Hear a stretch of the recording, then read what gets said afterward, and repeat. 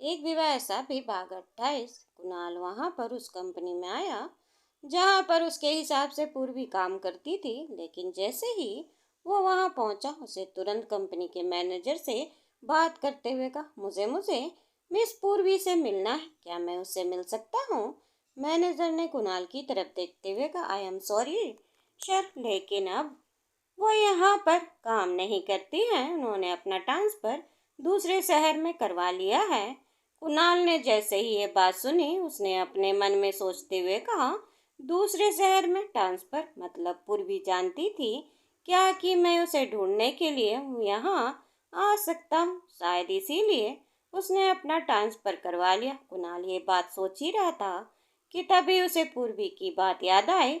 उसने धीमी आवाज में कहा, शायद उसे पता था क्योंकि वह निकिता की सच्चाई जानती थी और इसीलिए उसने अपना ट्रांसफर करवाया होगा। लेकिन अगर उसे निकिता की सच्चाई पता थी तो फिर उसने मुझे तलाक देने पर जिद क्यों की? सिर्फ मेरी गलतियों की वजह से या फिर कोई और वजह थी? मुझे कुछ भी करके पूर्वी को ढूंढना ही होगा। कुणाल ने मैनेजर की तरफ देखते हुए कहा, क्या आप मुझे बता सकते हैं पूर्वी कहाँ है और उसने अपना ट्रांसफर किस शहर में करवाया है? मैनेजर ने सिर झुकाते हुए कहा, आई एम सॉरी सर, हम आपको उनकी इन्फॉर्मेशन नहीं दे सकते। उन्होंने अपनी सारी इन्फॉर्मेशन को प्राइवेट रखने के लिए कहा है और हम आपको अगर बता देंगे तो मुझसे सही नहीं होगा, इसीलिए I am so sorry sir, but हम अपने एम्प्लॉयज़ की प्राइवेसी की रिस्पेक्ट करते हैं। आप यहाँ से जा सकते हैं मिस्टर कुणाल। कुणाल ने मैनेजर से रिक्वेस्ट करते हुए कहा, प्लीज़ प्लीज़, आप जानते हैं ना मैं कोई गलत काम या मिसयूज़ नहीं करने वाला और एक्चुअली वो मेरी वाइफ है। कुणाल बोल नहीं जा रहा था कि वो पूरी बात नहीं बोल पाया और बोलते बोलते चुप हो गया क्योंकि उन दोनों का तलाक हो चुका था। उन दोनों का कोई रिश्ता नहीं बचा था। कुणाल वहीं पर चुपचाप खड़ा था कि तभी वो मैनेजर वहां से चला गया। कुणाल वहां से बाहर निकलते हुए बोला, कहाँ हो पूर्वी तुम? प्लीज एक बार मुझे मिल जाओ, मुझे तुमसे माफी मांगना है। कुणाल वहां से बाहर निकला और सीधे अपने ऑफिस पहुंचा। कुणाल काफी ज्यादा परेशान था, उसे कुछ समझ नहीं आ रहा था। वह बस अपना सिर पकड़े हुए बोला, कैसे ढूंढूं पूर्व में तुम्हें? प्लीज कोई तो क्लू मिलना चाहिए मुझे। कुणाल इतना बोलकर तुरंत अपना मोबाइल फोन निकाला और वह पूर्वी को मेल करने लगा, लेकिन कोई फायदा नहीं हुआ। कुणाल जानता था कि अगर उससे नाराज है तो उसके मेल का भी जवाब नहीं देगी। कुणाल ने अपना मोबाइल फोन उठाया और वो दादी को कॉल करते हुए कहा, हेलो दादी। दादी कुणाल की बात सुनकर समझ गई थी कि उसे पूर्वी नहीं मिली। तभी दादी ने कहा, क्या हुआ, बहुत परेशान लग रहे हो? कुणाल ने कहा, दादी मुझे पूर्वी कहीं नहीं मिल रही, उसने अपना ट्रांसफर कहीं और करवा लिया है। मुझे नहीं पता वो किस शहर में गई है, मैं उसे कहाँ ढूंढूं? दादी कुणाल की बात सुन रही थी और वह कुछ बोल नहीं रही थी। तभी कुणाल ने कहा, आपको पूर्वी से बात होती होगी ना, तो बताइए ना, आपको पता है कि वो कहाँ है? प्लीज मुझे इतना तो बता दीजिए वो किस शहर में है, बाकी मैं उसे खुद ढूंढ लूंगा। दादी ने ना में अपना सिर हिलाते हुए कहा, नहीं, मुझे पूर्वी के जाने के बारे में कुछ नहीं पता है। दादी कुछ देर बात करने के बाद कुणाल ने कॉल डिस्कनेक्ट कर दिया। कुणाल फिर से पूर्वी को ढूंढने में लग गया। उसने अपने कई आदमियों को पूर्वी का पता करने के लिए बोल दिया और अपनी सारी सोर्सेस का इस्तेमाल करने लगा। वो सब पूर्वी को ढूंढने में लग गए। कुणाल का दिल टूटा हुआ था और वो अब हर हाल में बस पूर्वी को ढूंढना चाहता था। देखते देखते 2 हफ्ते बीत गए लेकिन उसे पूर्वी की कोई खबर नहीं मिली और कुणाल अपने और पूर्वी के उस घर में जाकर रहने लगा जहाँ पर वो पूर्वी के साथ रहता था। वहाँ हर एक चीज उसे पूर्वी की याद दिला रही थी।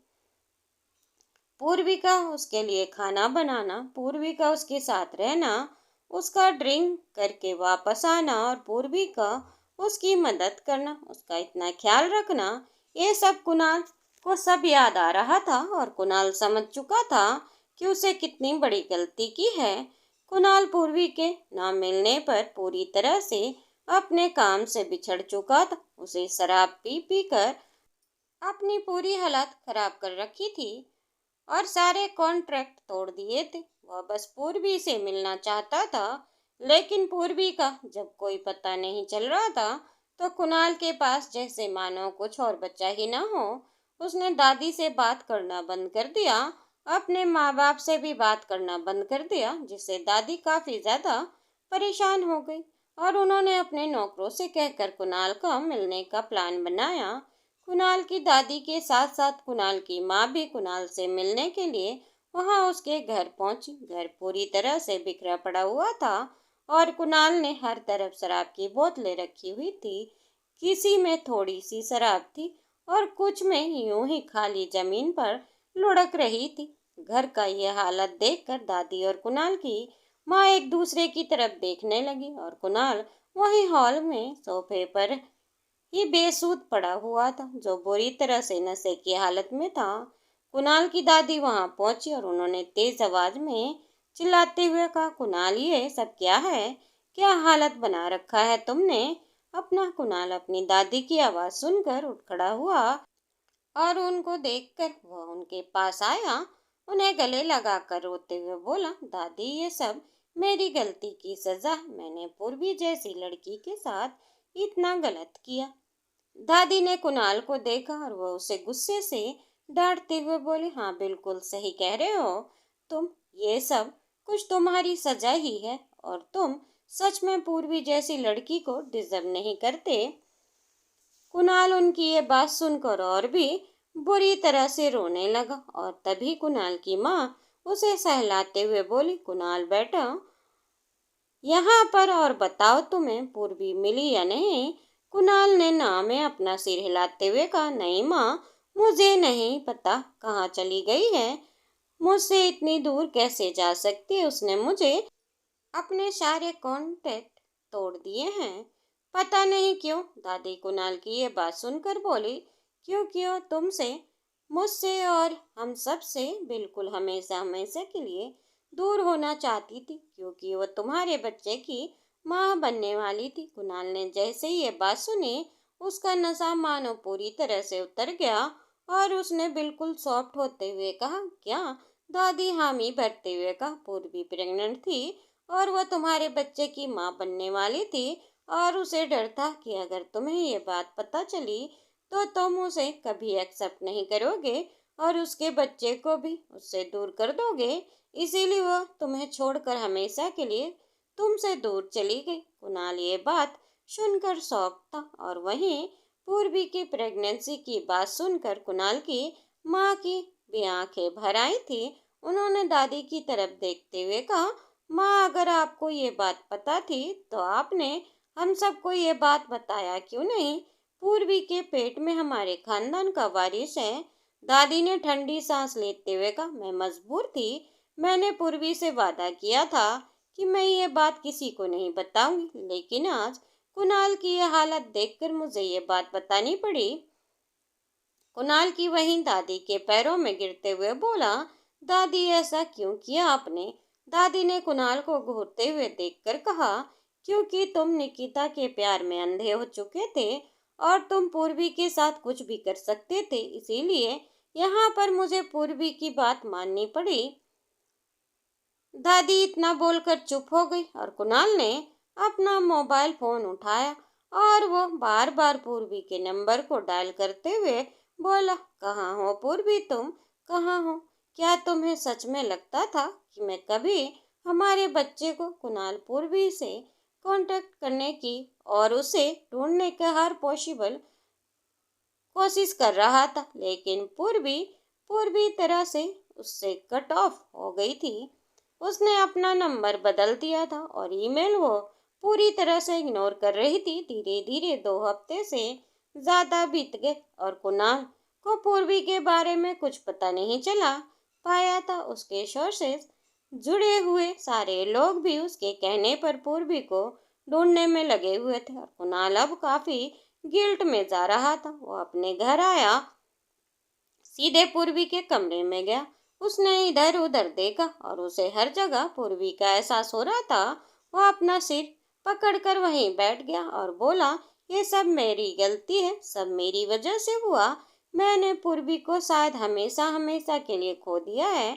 मैं उसे कभी नहीं मिल पाऊंगा। कुणाल को अपनी गलती का समझना उसके लिए बहुत बड़ी बात थी। वह पूर्वी और अपने बच्चे को लेकर बहुत दुखी हो चुका था और वो इतना निराशा हो गया था कि उसने सारी उम्मीद छोड़ दी थी, खुद को सबसे दूर कर लिया था। कई हफ्ते और बीत गए और उसने ऑफिस जाना छोड़ दिया। वो ऑफिस सिर्फ बहुत जरूरी मीटिंग के लिए ही जाता था।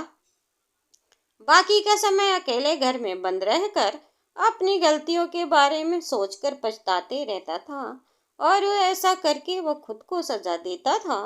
3 साल बाद एक नॉर्मल साइज के 2 BHK अपार्टमेंट, उस अपार्टमेंट के किचन में पूर्वी खड़ी हुई थी और वो कुछ बना रही थी। उसने प्लेट और बॉल में खाने का सामान सर्व करते हुए तेज आवाज में चिल्लाया, क्रिश बेटा, कहाँ हो, जल्दी यहाँ आओ। इतना बोलकर उसने वो प्लेट और बॉल अपने हाथों में उठाया और किचन से बाहर आते हुए उसने उस डाइनिंग टेबल पर रख दिया। वो इधर उधर देखते हुए बोली, क्रिस आप फिर से मम्मा को परेशान कर रहे हो बेटा, जल्दी से बाहर आओ। मम्मा को आज बहुत सारा काम है, अभी मम्मा आपके साथ नहीं खेल सकती। पूर्वी अपने बेटे को बुला रही थी लेकिन वह मस्ती में बिजी था। पूर्वी ने अपने बेटे की तरफ देखा। वो चेयर के पास छुपा बैठा था और मुस्कुरा रहा था। पूर्वी ने चुपके से उसके पास जाकर उसे गोद में उठाते हुए कहा, मम्मा ने क्रिस को ढूंढ लिया। क्रिस पूर्वी की आवाज सुनते ही खिलखिला कर हंसने लगा। पूर्वी क्रिस के चेहरे को देखने लगी। उसका गोल चेहरा, बड़ी बड़ी आंखें और गुलाबी होंठ पर प्यारी सी मुस्कान देखकर पूर्वी का चेहरा और भी ज्यादा खिल गया। वो छोटा सा क्यूट बच्चा पूर्वी की गोद में अपनी आंखों पर हाथ रखते हुए बोला, अले मम्मा, आप मुझे ढूंढ लिया। मैं फिर से छुपता हूँ और आप मुझे ढूंढना होते।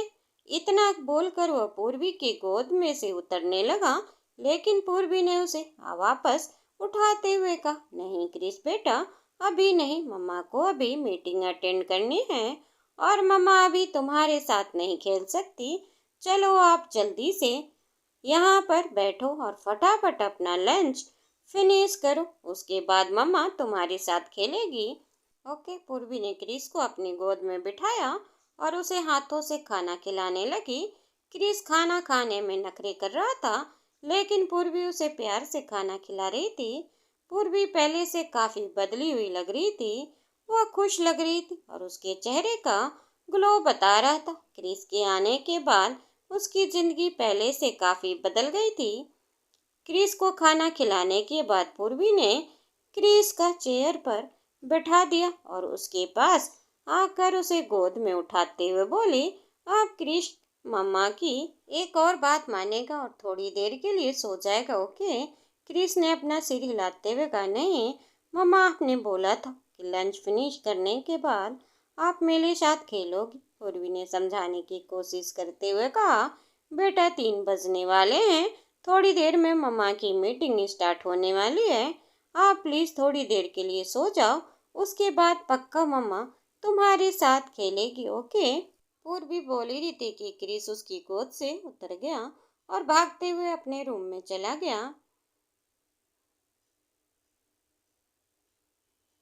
पूर्वी उसके पीछे पीछे गई तो उसने देखा कि वो बेड पर लेट गया था। पूर्वी उसके पास आई, उसने क्रिस को गाल को चूमा। तभी पूर्वी का फोन बज गया। पूर्वी समझ गई उसकी मीटिंग स्टार्ट हो गई। वो तुरंत अपना लैपटॉप ऑन करके मीटिंग ज्वाइन करते हुए बोली, सॉरी सर, मैं थोड़ी लेट हो गई बट मैंने अपना काम कंप्लीट कर लिया है और आपको सारी डिजाइन्स भेज दी है। आई होप आपको सारे डिजाइन पसंद आए होंगे। पूर्वी की ये बात सुनकर पूर्वी की बॉस ने उसे अप्रिशिएट करते हुए कहा, यस ऑफ कोर्स पूर्वी, तुम्हारे सारे डिजाइन बहुत अच्छे हैं और तुम्हारा कलेक्शन जैसे ही मार्केट में आता है वो तुरंत बिक जाता है। This is a great achievement और मैं तुम्हारी सैलरी और इस मंथ का सारा वेन्यू शेयर ट्रांसफर करवा दिया है। आई होप तुम्हें नोटिफिकेशन मिल गया होगा। पूर्वी ने जैसे ये बात सुनी उसने तुरंत अपना फोन चेक करते हुए कहा, यस सर, अभी चेक किया मैंने। Thank you so much. बाकी के जो डिजाइन है मैं 1-2 दिन में उन्हें भी कंप्लीट करके आपको भेज दूंगी। पूर्वी अपने बॉस से बात ही कर रही थी कि क्रिस रूम में कुछ गिरने की आवाज आई। पूर्वी चौंक कर उठ खड़ी होती हुई बोली, क्रिस व्हाट हैपेंड बेटा। पूर्वी के बॉस ने जैसे ही उसकी बात सुनी उन्होंने कहा, इट्स ओके पूर्वी, तुम घर पर अकेली हो, जाओ जाकर अपने बेटे को देखो, हम बाद में बात कर लेंगे। पूर्वी ने अपने बॉस को थैंक यू बोलते हुए कहा, thank you so much sir. इतना बोलकर उसने अपना लैपटॉप बंद किया और भागते हुए क्रिस के कमरे में गई। उसने देखा कि क्रिस ने साइड टेबल पर रखी हुई टॉयज की बास्केट को जमीन पर गिरा दिया था। पूर्वी भागते हुए क्रिस के पास आई। उसने क्रिस को गोद में उठाते हुए कहा, बेबी तुम्हें लगी तो नहीं ना। क्रिस गिर कर जमीन पर बिखरे हुए इन सारे टॉयज की तरफ देखते हुए बोला, सॉरी मामा, क्रिस ने जानबूझकर नहीं किया। क्रिस की बॉल लग गई और ये सब गिर गया। पूर्वी ने क्रिस के गाल को चूमते हुए कहा, इट्स ओके बेबी, बस तुम कुछ नहीं हुआ ना। क्रिस ने अपना सिर हिलाया। पूर्वी ने क्रिस को सोफे पर बिठाते हुए कहा, आप यहीं पर बैठो, मम्मा ये सारे टॉयज वापस बास्केट में रख देगी, ओके। सारे टॉयज वापस बास्केट में रखने के बाद जब वो क्रिस के पास आई, क्रिस ने मुंह लटका कर बैठा हुआ था। पूर्वी उसके बगल में आकर बैठ गई। मेरी बेबी इतना सैड क्यों हो गया है? क्रिस ने धीरे से अपना सिर हिलाते हुए तभी घर की डोरबेल बजी। क्रिस ने जैसे डोरबेल बजने की आवाज सुनी उसने दरवाजे की तरफ देखते हुए कहा, मम्मा डैडी आ गए। इतना बोलकर वो भागते हुए दरवाजे के पास गया और पूर्वी उसे इतना खुश होते देखकर मुस्कुराई और सीधे उसके पीछे पीछे दरवाजे के पास गई। उसने जैसे ही दरवाजा खोला वहाँ एक 6 फुट का हैंडसम सा आदमी खड़ा हुआ था, जिसे देखकर क्रिस जोर से चिल्लाया, डैडी। और उस आदमी ने क्रिस को गोद में उठा लिया। दोस्तों, उम्मीद करती हूँ आपको ये कहानी पसंद आई होगी। कहानी पसंद आई हो तो वीडियो को ज़्यादा से ज़्यादा लाइक करें। चैनल पर नए हों तो सब्सक्राइब करना न भूलें। बेल आइकन दबाएं जिससे मेरी वीडियो की फ्री नोटिफिकेशन आप तक पहुंचती रहे और हमें कमेंट करना ना भूलें। धन्यवाद दोस्तों।